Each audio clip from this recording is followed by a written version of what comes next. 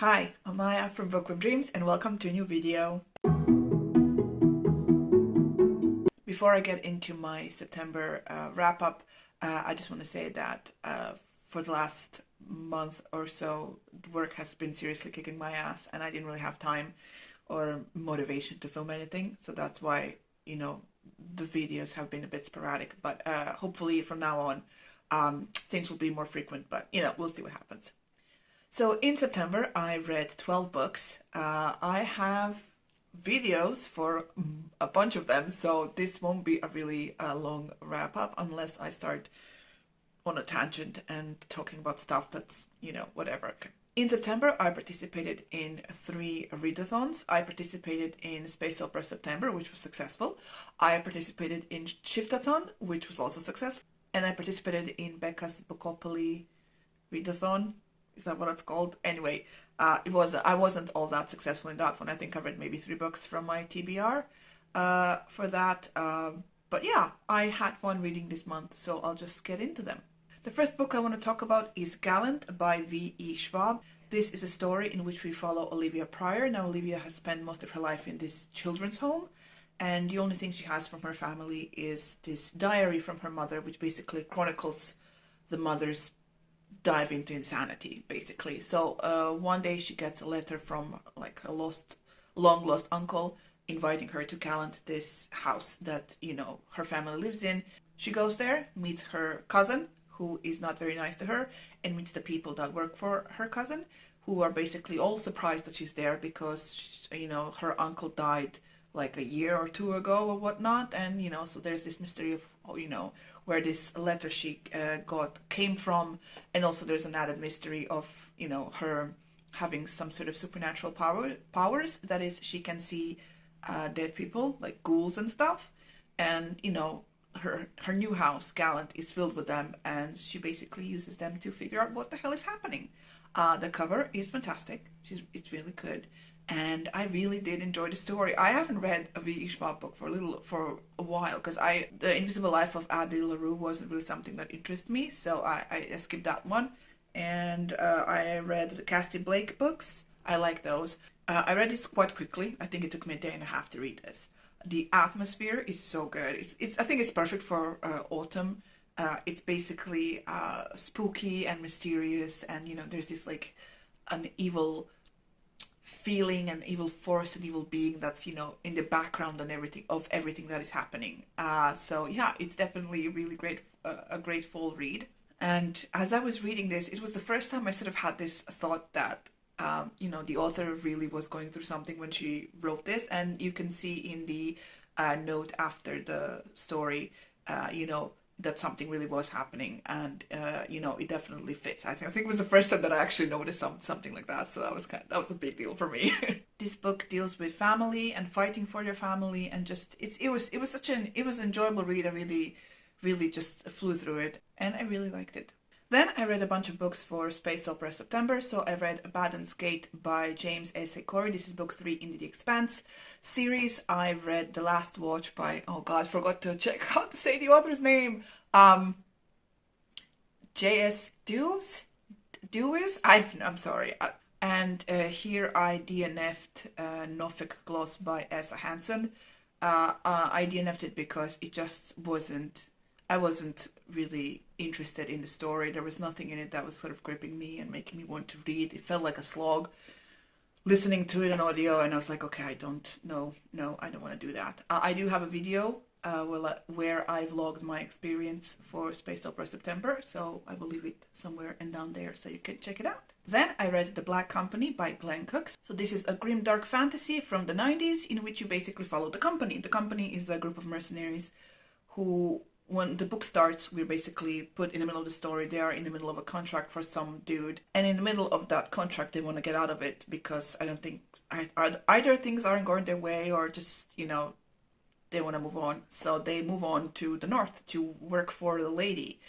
So they go and work for the lady. Now I was confused here because the lady is evil. Yeah, you can get you can see that from like the first, when you first meet her, like lieutenants and whatnot, that she's like, okay, I don't think that she's like the good guy, because the lady's fighting the rebels, and the rebels are like sort of they are working for the White Rose, but White Rose is like a child who is supposed to rise up and save the people again from the tyranny of the lady.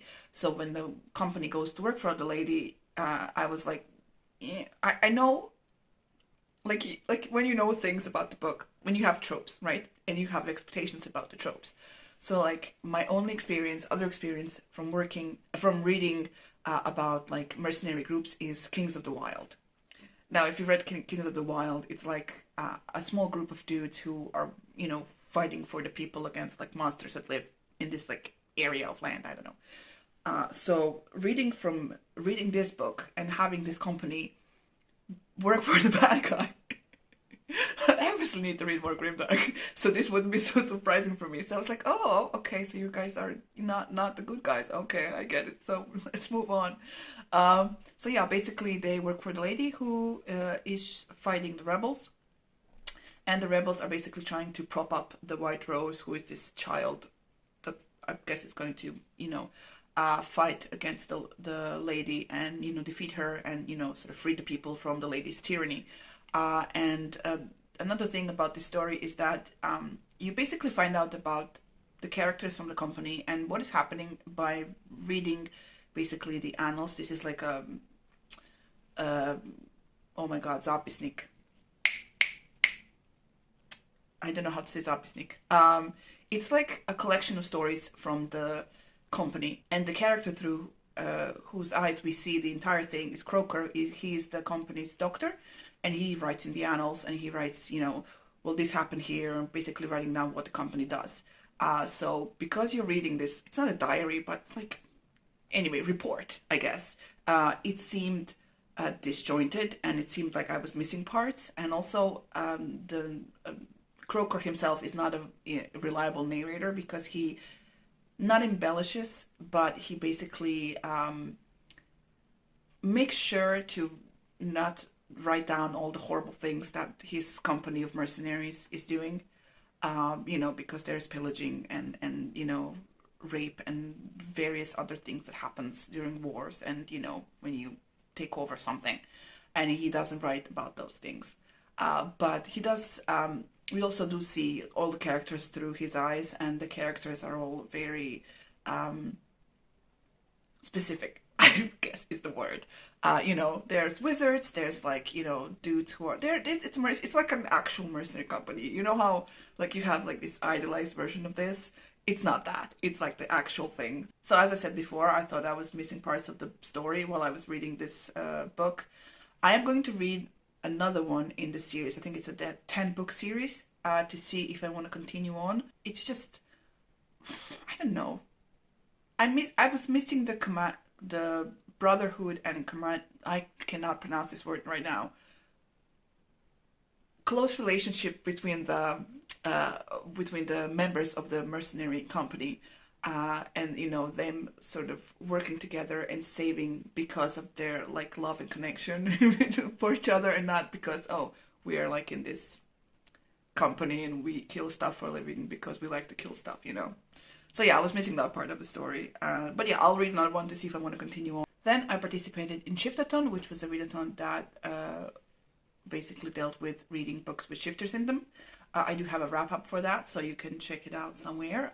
Basically, I read 3 books by Ilona Andrews. I read books 1, 2, and 3 in her Innkeeper series, so that would be Clean Sweep, Sweep in Peace, and One Fell Sweep. Then I read 2 books by Molly Harper, basically finishing out the Mystic Bayou series. I read Shifters in the Dark and Farewell to Charms. And I also read Wicked Deeds on a Winter's Night by Cressley Cole, which is book 3 in the Immortals After Dark series, and basically the last book I will read in that series. For more information, you can check out the vlog. After that, I read The Company of Fiends by Catherine Moon. This is book 2 in Tempting Monsters series, basically book 1 being The Lady of Rooksgrave Manor. And it's a White Shoes, formerly known as Reverse Harem story.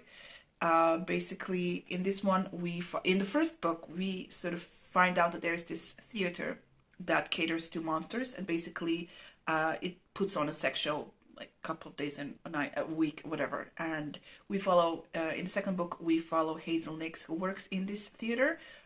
She is pretending to be human and is basically used in the theater for more exotic monsters. So, she's been working there for 8 years and sort of hit this rut, and she's thinking of sort of quitting the theater, but then someone starts killing the humans in the theater, and it starts this sort of murder mystery thing that's happening. She also meets Hunter, who is an orc, and they start a relationship. And as that relationship develops, it affects the relationship she has with a couple of people from the theater. And also, because of the murders, she meets an interesting detective. And there's people and stuff. So the plot overall is pretty simple. I mean, I figured out who the bad guy, the killer was from the beginning. And the bad guy, sort of the overarching bad guy, is the same guy from the first book. And basically the same thing happens as it was in the first book. Basically, as they were getting close to, catching this, what's the guy's name? It's not Brisha, whatever the guy's name is. This, evil dude who has this evil brothel thingy that you meet in the first book. He gets away, and it's kind of getting annoying at this point. And the person that they used sort of instead of him as the bad guy of the story was like, okay, not that impressive at all. There was a problematic situation in my eyes that basically was sort of closed over. So throughout the book, as Hazel is spending more time with Hunter, he basically lets it slip that he pays there's a woman who works at the theater. So we have the dude who's like the main director, who is a supernatural creature, and his partner is a human female. And she's like basically the secret madame of this theater. She basically sells the girls to the patrons of this theater. But, she doesn't tell the girls that they're being sold, like, so they can't earn money from these encounters.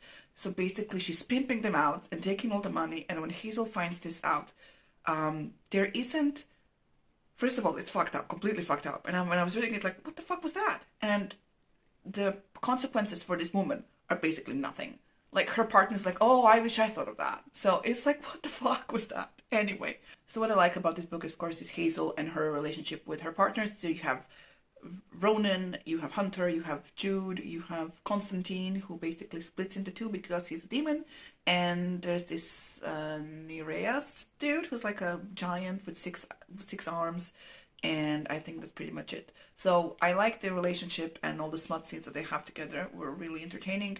What I didn't really feel was like, I understand, and I think the men in this partnership falling in love with Hazel was really well depicted, but Hazel falling in love with them wasn't. So when at the end, or whatever, at some point when they were all like confessing their love for each other, that was kind of like, okay, I don't buy that part, but whatever. But I do appreciate that we have a complex heroine who is a sex worker, who is not shamed for her job by her partners, which doesn't always happen. Overall, I really did enjoy this book, and I am going to reread it many times, the same as the first one in this series. So yeah, I'm looking forward to the sequel as well. And the last book I read in September, which was like so weird because I put it on my October TBR. So my thoughts were like, oh, I'll just start it. It's the end of the month, and it will carry on into October. And then I finished it in September, and that is Tricked by Kevin Hearn. This is book 4 in the Iron Druid series. Basically, the Iron Druid is Atticus O'Sullivan, who is the last living druid on Earth. He's 2,000 years old, and he is, living in, I think, Arizona, right? And he is basically trying to survive after stuff happens. So this is book 4, so I can't really tell you much. What I can tell you, though, is that the entire book, our main character is being exploited by Coyote, who is like, is he a god? He's a shapeshifter. He's a shapeshifter, but is he a god? He comes back to life every time he dies. So yes, so he is a sort of, he is a godlike shapeshifter for Native Americans and for the local tribe, and basically he cashes in this favor that Atticus owes him to build a gold mine on the reservation of his people. so people he protects. So while doing that, there is an, oh my god, conflict with skinwalkers, and there's, you know, consequences from previous books, you know, because Atticus went into the world of the Norse gods and basically caused trouble, and, you know, just stuff happening from the previous books and just sort of piling on this one. And it was fine. I was more annoyed by the fact that Atticus keeps getting himself, lets himself be used by all these, you know, creatures who basically, I mean, he's not more powerful than them, but he can get away. But he doesn't, because he has like this. He doesn't want people to get killed, but then he gets injured and almost killed, and it got annoying in this one. So yeah, I think a little bit of a break from the series again is what is in need here. But yeah, it was alright. So yeah, those were all the books that I read in September. If you have read any of them, please do let me know down below and share your thoughts if you want to. There are some links in the description box for you to check out. If you've liked this video, please press the like button. If you haven't already, please subscribe to our channel. And thank you so much for watching, and I will see you in the next video. Bye!